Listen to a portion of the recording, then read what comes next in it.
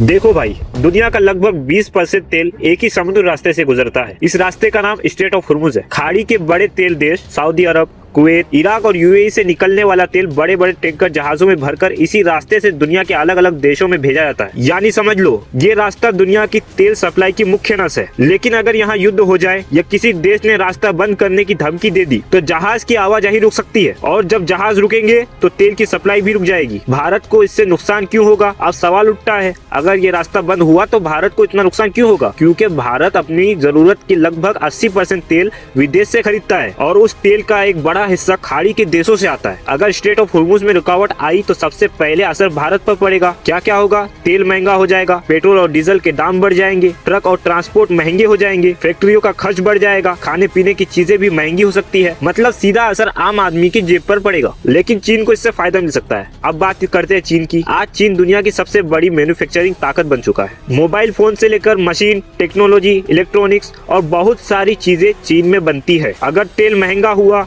और supply chain बिगड़ गई तो कई देश की फैक्ट्रियां धीमी पड़ सकती है। लेकिन चीन ने पहले से कई वैकल्पिक रास्ते और सप्लाई नेटवर्क बना रखे हैं, रेल, सड़क और दूसरे समुद्री मार्ग। इसीलिए कई विशेषज्ञ कहते हैं कि अगर वैश्विक सप्लाई चेन में बड़ा संकट आया तो दुनिया के कई देशों को मजबूरी में ज्यादा सामान चीन से खरीदना पड़ सकता है। अब सबसे बड़ा सवाल, ये तनाव आखिर हो क्यों रहा है? इस इलाके में कई सालों से अमेरिका, ईरान और इजराइल के बीच राजनीतिक और सैन्य तनाव चलता आ रहा है। कभी अमेरिका और ईरान आमने सामने आ जाते हैं, कभी इजराइल और ईरान के बीच तनाव और टकराव बढ़ जाता है। इसी वजह से कई बार ईरान ये कह चुका है कि अगर उस पर ज्यादा दबाव डाला गया तो वो स्ट्रेट ऑफ हुर्मुज को बंद करने की कोशिश कर सकता है। तो इसी दौरान दुनिया के बड़े नेता भी चर्चा में आते हैं, जैसे अमेरिका के पूर्व राष्ट्रपति डोनाल्ड ट्रंप और इजराइल के प्रधानमंत्री बेंजामिन नेतन्याहू। यानी मामला सिर्फ व्यापार का नहीं, पूरी वैश्विक राजनीति का है। क्या सच में ये रास्ता बंद हो सकता है? इतिहास बताता है कि ये रास्ता पूरी तरह बंद करना बहुत मुश्किल है, क्योंकि अगर ऐसा हुआ तो सिर्फ एक या दो देश नहीं बल्कि पूरी दुनिया की अर्थव्यवस्था हिल जाएगी। इसीलिए अमेरिका, यूरोप और दूसरे बड़े देश हमेशा कोशिश करते हैं कि इस रास्ते से जहाजों की आवाजाही जारी रहे। नक्शे में दिखने वाला छोटा सा ये समुद्री रास्ता असल में पूरी दुनिया की आर्थिक नस है। अगर यहाँ युद्ध हुआ या रास्ता बंद हुआ तो असर सिर्फ खाड़ी देशों तक नहीं रहेगा, उसका असर भारत की जेब, चीन के व्यापार